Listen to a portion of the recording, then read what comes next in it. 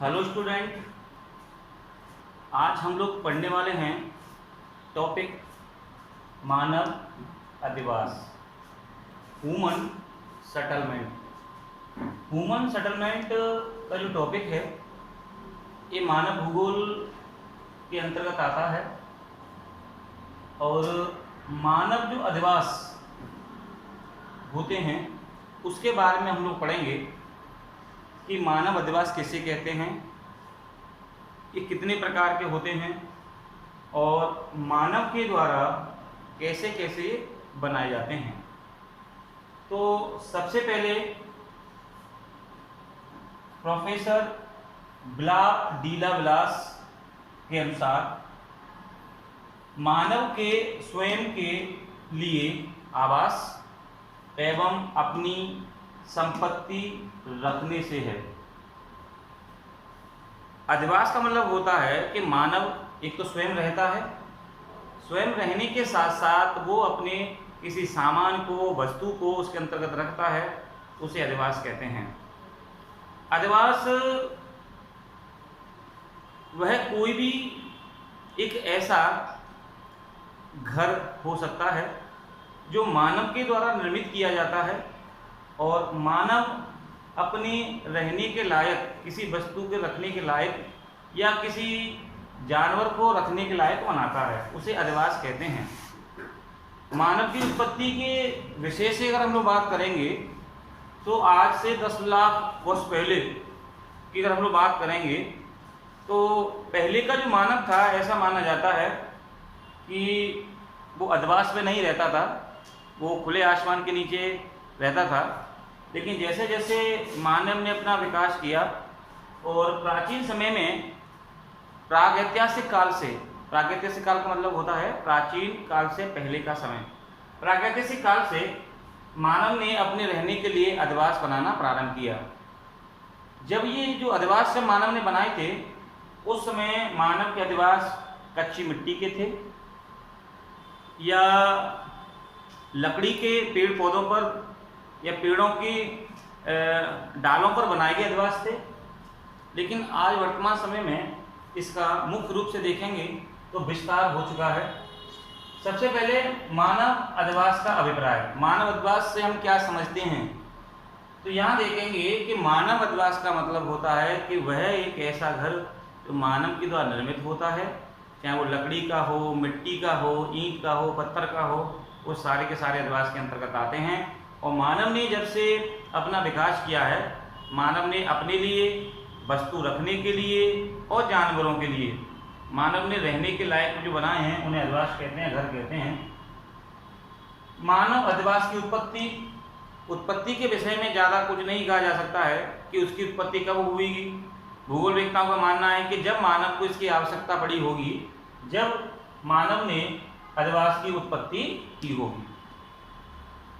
मानव अधिवास के प्रकार कि मानव के द्वारा जो घर बनाए जाते हैं वो कितने प्रकार के होते हैं या मानव कैसे कैसे घर बनाता और कहाँ बनाता है। तो हम देखेंगे कि मानव के जो अधिवास होते हैं वो मुख्य रूप से 2 प्रकार के अधिवास होते हैं। एक तो ग्रामीण अधिवास जो ग्रामीण क्षेत्रों में बनते हैं, एक नगरीय अधिवास जो कि नगरों में बनाए जाते हैं। अब जो ग्रामीण अधिवास होते हैं, ग्रामीण अधिवास घरों की संख्या या घरों की बसावट के आधार पर ग्रामीण अधिवासों को भी 4 प्रकार से बांट दिया गया है। जैसे पहला है सघन अधिवास, डेंस सेटलमेंट। दूसरा है संयुक्त अधिवास जहाँ पे सघन और एक बिखरा हुआ दूरी के जो अधिवास होते हैं उन दोनों को जोड़ लिया जाता है। एक होता है विरल अधिवास, बिखरी हुई अवस्था मिलने वाले अधिवास, और एक होता है एकल अधिवास। तो सबसे पहले हम बात करेंगे सघन अधिवास के बारे में।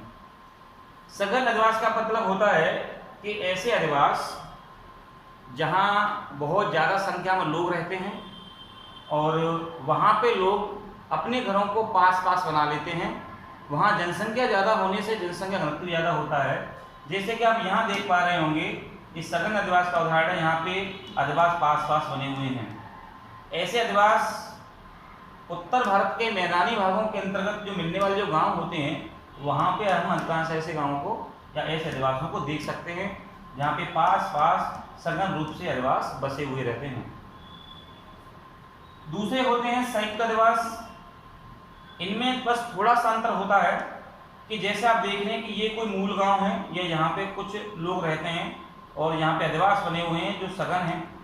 लेकिन अगर कुछ एक कोई विशेष जाति या कोई भी व्यक्ति इस गांव से बाहर, गांव की परिधि के बाहर अधिवास बना लेता है और यहाँ पे एक छोटी सी कोई भी नंगला, पुरवा या कोई बस्ती बस जाती है जो इस गांव के निकले हुए भाग हैं, वैसे इन दोनों को एक ही गांव के नाम से जानेंगे।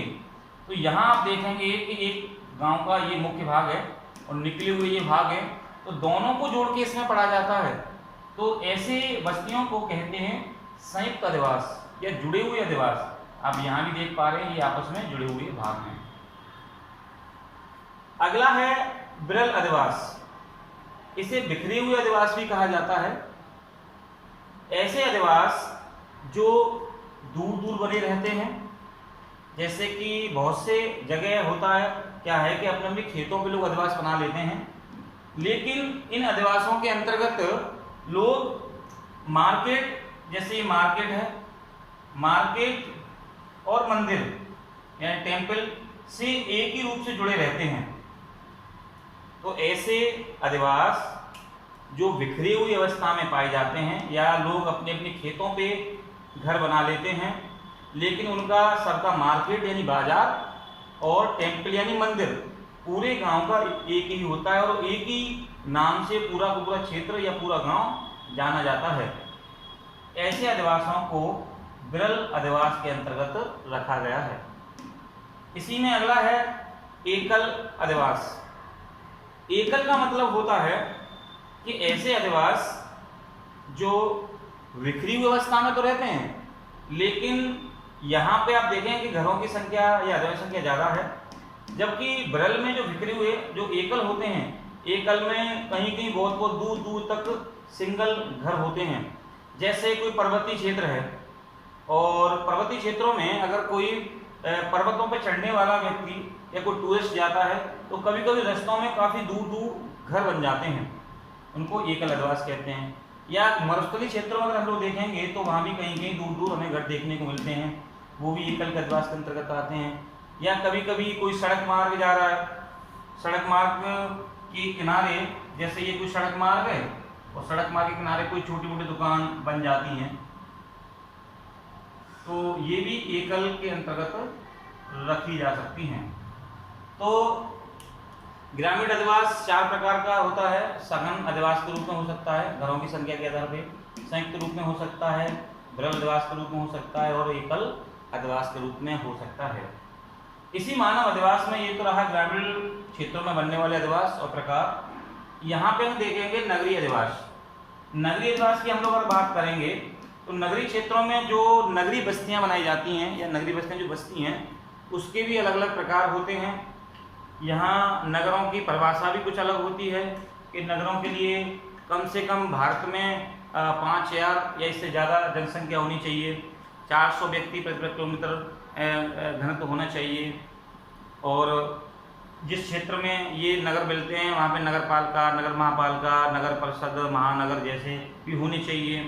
75% लोग ऐसे हों जो गैर कृषि कार्य में लगे हों, उनको नगर श्रेणी में लगते हैं। इस पर हम लोग डिस्कस करेंगे अगले लेक्चर में।